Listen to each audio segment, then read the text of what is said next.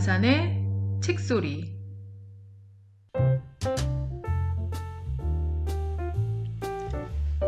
니체는 이렇게 물었다. 당신의 삶은 괜찮으세요? 마음대로 풀어쓴 짜라투스트라는 이렇게 말했다.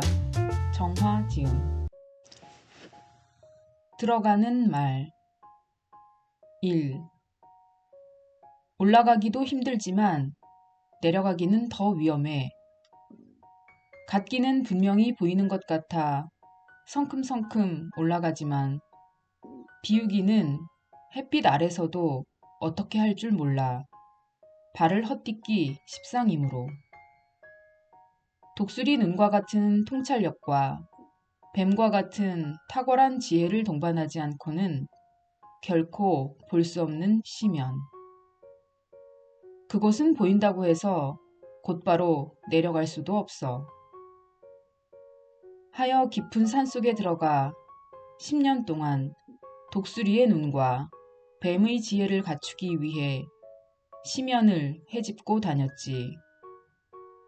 그러던 어느 날 아침, 시면에서부터 솟아난 빛을 안내자 삼아 지혜의 샘물을 지겹도록 마시고 나서야 내려가는 일에 익숙해졌고 인간을 넘어섰지. 인간을 넘어섰다는 것은 하늘이라는 허물을 벗어버리고 땅으로 내려섰다는 것이야. 땅을 제대로 딛고 나서야 인간으로서의 인간이 초인이 됐고 스스로가 삶의 의미가 되어 하늘 이미지에 따라 광대짓하던 자신의 시체를 짊어질 수 있었다는 것이지. 2. 캄캄한 곳에 숨어 산 자는 물론이고 죽은 자에게조차 허물을 씌우고 있는 하늘이라는 허구의 쉼터를 지나갈 수 있게 된 것은 밤에도 사물을 볼 수 있는 눈을 갖추게 됐을 뿐만 아니라 안식처로 삼을 수 있었기에 가능했으며 고요하고 평화로움을 깨뜨리고 들어오는 두려움조차 시면의 빛에 의해 흔적조차 남기지 않을 수 있었기에 가능했지. 아직도 땅으로 내려가지 못하고 산속에서 하늘만을 바라볼 뿐 인간을 사랑하지 않는 성자는 죽은 시대의 율판을 짐처럼 짊어지고 있는 것과 같은데 율판의 빛이 바래다 못해 저절로 새로운 흔적이 생겨나면서 하늘바라기 성자는 그 글자를 읽을 수조차 없게 됐으니 어쩌지? 그러다 보니 그에게는 누구에게도 줄 수 없는 선물을 선물이라고 고집한 정신밖에 남아있지 않으니 그의 정체성은 지나쳐야 할 어둠이며 한숨밖에 나오지 않는 무지. 바라보고 바라보다 지혜조차 떠날 때 자존감도 떠나가기를 바라지는 않았을 텐데.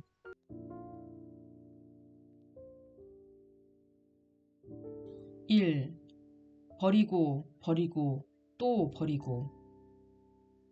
착함으로 무장된 백성의 정신은 양반의 무게를 온전히 감당해야 하는 신체를 만드는 정신. 그 정신으로 무거운 것을 질 수 있는 신체를 만들었으나 갈수록 홀로 걷는 사막의 낙타꼴. 하여 첫 번째로 버려야 할 것은 머릿속에 든 의무이행의 정신.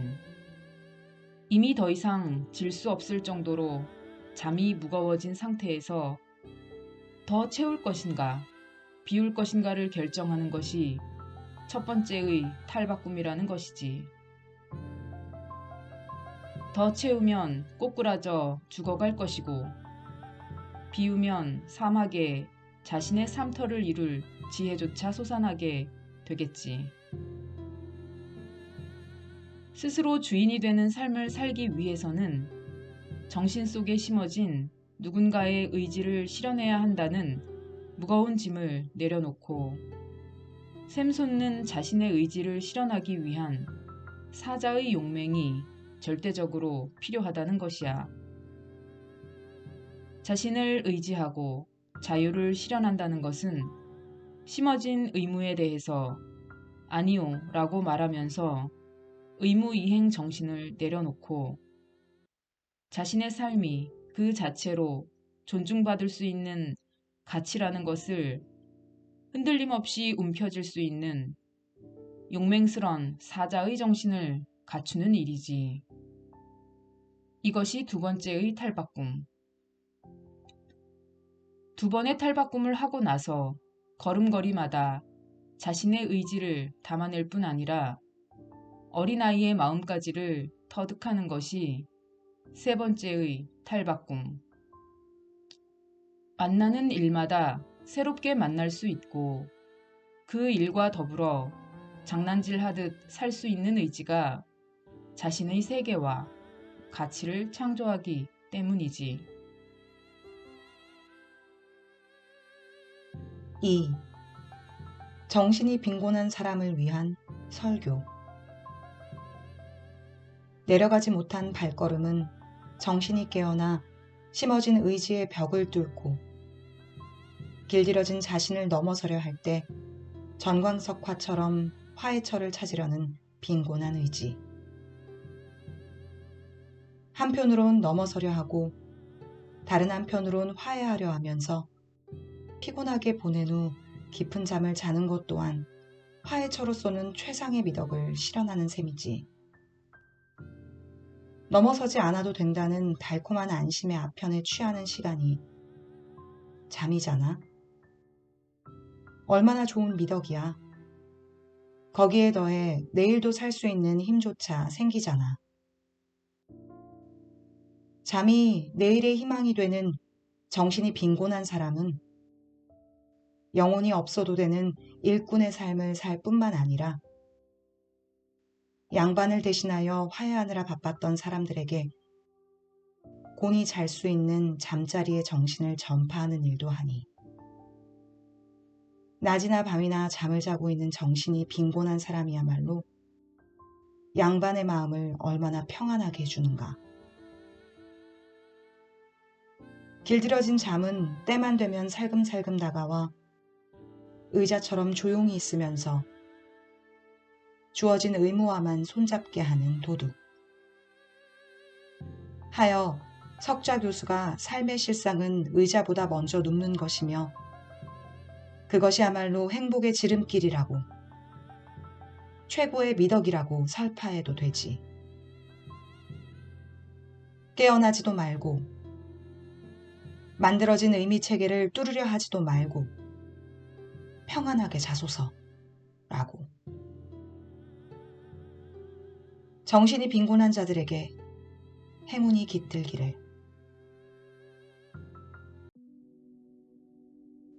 3. 제로 채워진 사유의 창고를 비우고. 인지혁명이 일어나 사변적인 사유가 가능해진 인류. 인간을 발명했을 뿐만 아니라 남자, 여자, 일어나지 않는 불안 등등도 발명했으며 더 나아가 저세상도 발명했지. 인간 사유의 밑바탕이 발명된 사변적인 지식으로 가득 차다 못해 헛된 망상까지도 생산할 수 있게 됐다는 뜻이야. 초인인 나도 심연까지 내려가지 못했을 때는 헛된 상상 속에서 오랜 세월을 보냈어. 발명된 세상에 구멍을 뚫고 그 너머를 보게 돼서야 비로소 만들어진 상상 속에서 인간으로 자라났다는 것을 알게 됐다는 것이지. 그렇게 된 것은 독수리와 뱀을 친구 삼아 자신의 사유 근거를 들여다보고서 온전히 자신으로 살 수 있는 힘을 갖게 된 이후. 하여 스스로 창조한 저 세상에 지배받고 있는 인간을 넘어서라고 상상으로 만들어진 신이라는 망령으로부터 벗어나라고 이야기할 수밖에 없어. 나 짜라뚜짜가 만들어진 신과 그에 걸맞은 망령으로부터 벗어날 수 있었던 것은 3번의 탈바꿈이 일어난 다음이었어. 탈바꿈이란 살아있는 자기를 태워 만든 재로 채워진 사유의 창고를 비워내는 일이야. 한이 자신의 창조력을 잠재우는 석좌 교수들의 미덕 설교에 속아 잠자기를 좋아하면서 정신을 빈곤하게 하면 안 돼. 그러다 보면 무엇을 원해야 하는지조차 알 수 없는 절망의 구렁텅이에서 구원처로 발명된 저 세상을 삶의 희망으로 갈구할 수밖에 없어. 이는 자신 스스로에게도 소외된 삶으로 자신의 몸조차 가눌 수 없는 상태라 저 세상의 환상을 자양분 삼아 죽음을 의지하는 수밖에 없게 돼. 죽음으로 통한 환상에 의지하지 말고 땅을 딛고선 삶을 의지해야 해. 나를 넘어선 나, 짜라뚜짜도 몸과 땅을 의지해. 몸과 땅으로 통하는 길이 좋은 길이야. 몸과 땅을 벗어나는 것이 구원이라고 믿는 것은 병든 자가 되거나 죽어가는 자가 되는 지름길이니 허구의 저 세상을 의지하는 것은 자신을 잃는 일이며 어두움을 그리는 일이며 헛개비를 길잡이 삼아 이곳 저곳을 떠도는 것. 그래서 나 짜라뚜짜는 제가 되는 사유를 넘어서고 인간을 넘어선 인간이 되라고 이야기하며 몸과 땅 그 자체가 고귀한 줄 알아야 한다고 이야기하지. 4. 정신의 덫에 걸린 사람. 생물을 이루는 물질 분자의 활동, 지성. 지성 분자가 따로 있어 지성 활동을 하는 것이 아니라 지성 활동 그 자체가 분자의 활동이라는 뜻이야. 생물 물질만이 그럴까? 양자 물질 자체의 본분이 지성 활동은 아닐까? 몸을 가벼이 여기는 자는 복이 없나니. 알려지지 않은 지성 활동을 하면서 생명계의 지성과 끊임없는 의존 관계로 매 순간 새로운 몸의 지성 네트워크를 조율하는 분자지성. 드러나면 의식이 되고 의식을 의식하는 의식도 되고 늘 새롭게 창조되는 자아도 되고 숨어있는 듯한 몸의 정서를 깨워 느낌도 되게 하나 느낌의 공명이 자아의 감각이 되면서 자아 지성이 다시 감각과 분자 지성의 흐름을 자각하기도 하니 시면이 현상이 되기도 하고 현상이 시면을 조율하기도 하지.